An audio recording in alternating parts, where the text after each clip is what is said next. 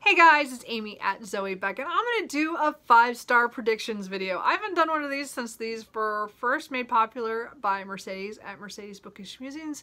So this could be, I keep thinking this was 2017, like the fall time of, I think. Anyway, I made a video whenever that happened. And I did read 3 of the 5 books, but I never completed it. There were 2 fantasy books on there I just did not get to, and I've abandoned them at this point. They're back on my TBR, but I don't plan to read them anytime soon. So I've decided to kind of pretend that all didn't happen and restart. So I have chosen 6 books.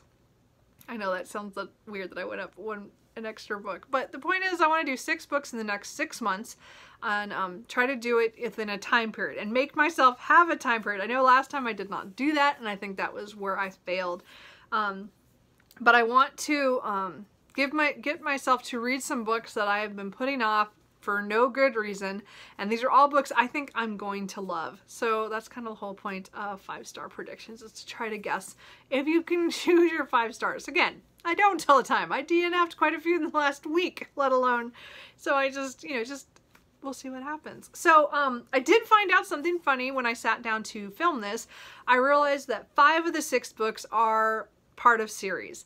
4 of them are the first book in this series, and then 1 of them is like in the middle of it.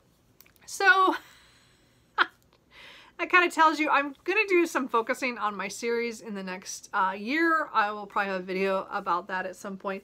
But these are books that are like just calling to me, and I just need to pick them up. So again, I'm going to give myself 6 months to do these 6 books. So let's go through them. The first one is Hearthstone by L. Catherine White. This is supposed to be kind of like a Pride and Prejudice with dragons kind of thing. So I don't know a whole lot about the storyline itself.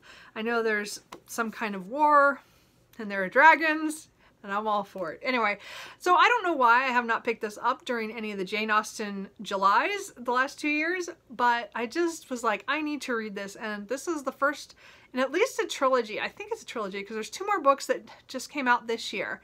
So if I love this, of course I will binge the series probably, but we will see. But I definitely want to get to the first book.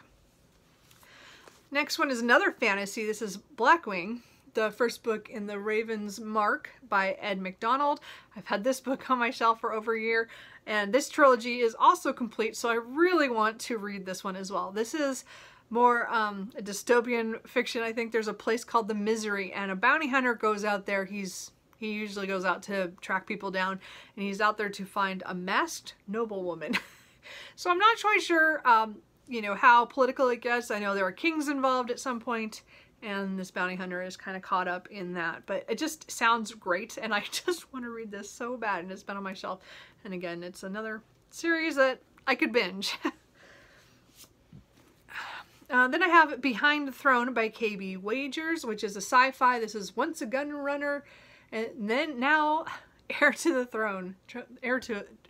Oh, I cannot talk today. Okay, once a Gunrunner, now heir to an empire. So this is the first book in a trilogy following Hale Bristol, who again is a Gunrunner who I think kind of walked away from to being in line for ruling an empire, and then something brings her back, and then again I think there's war involved later, but it's a big space one, so I'm kind of excited about this one. Again, this trilogy is complete, and then I think there's another set of I don't know if it's another trilogy, and I don't know, I'm pretty sure it follows her as well. I'm not positive. So I know that there's more books, at least by K.B. Wagers, that is like connected somehow. I'm just not sure. So at least I have 3 books and maybe more to read for this series, but I, again, have been staring at this going, I want to read this, and I just haven't. So all 3 of these series are at least trilogies that I could pick up a couple more books after I finish it if I really enjoy it. So then here's a historical fiction that I really want to get to. Pretty much like everybody else, I waited till the announcement that there was going to be, the 3rd book was finally coming out for Hilary Mantel's, do they call it the Thomas Cromwell series? I don't know what they call the series now that I think about it. I don't know what they call it. But anyway, this is the first book, Wolf Hall.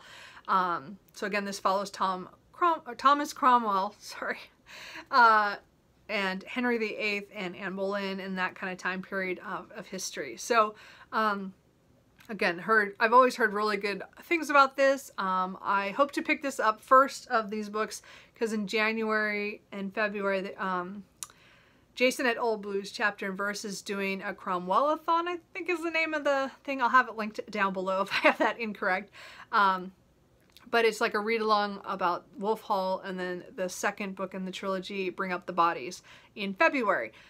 So I'm hoping to join along and get this book done. And just, you know, and I'm hoping to love it so that I will want to continue to read Bring Up the Bodies and then go on to the next, the new book that's coming out in March. I don't remember the name of it. Is it Mirror in the Light? Something like that. Anyway, but I don't plan to read that book probably really soon because I'll have to get it from the library because I'm not going to buy a hardback. But I hope the book, I'm going to love it to give it 5 stars because I do love historical fiction as well. So we're hoping that'll go well. And then the last of the series ones, this is the next book in the D'Artagnan romances. This is the Viscount de Bragelonne, I think. This is book 3 in that series. So I've read The Three Musketeers is one of my favorite books of all time, and I have read that one at least 5 times. But only this year did I finally read 20 Years After, which was book 2. I should have read that so long. I had that book on my shelf for 20 years. Point is, I finally read that, and then I had bought this last year, within the last year and a half, I bought the next books in the series because I just hadn't ever bought them because I never finished the other one. So this is book 3. I have the other books all on my shelf. There are 4 more books for me to read altogether. Because there are the main core of the D'Artagnan romances that ends with The Man in the Iron Mask. And then there's one book beyond that that was a direct sequel to The Three Musketeers that Alexandre Dumas was writing when he passed away. So I don't think it's complete. I'm pretty sure it's not complete, and it's called The Red Phoenix. So I have that on my shelf as well. So I have 4 books. I really want to get at least one of these done in 2020, if not 2.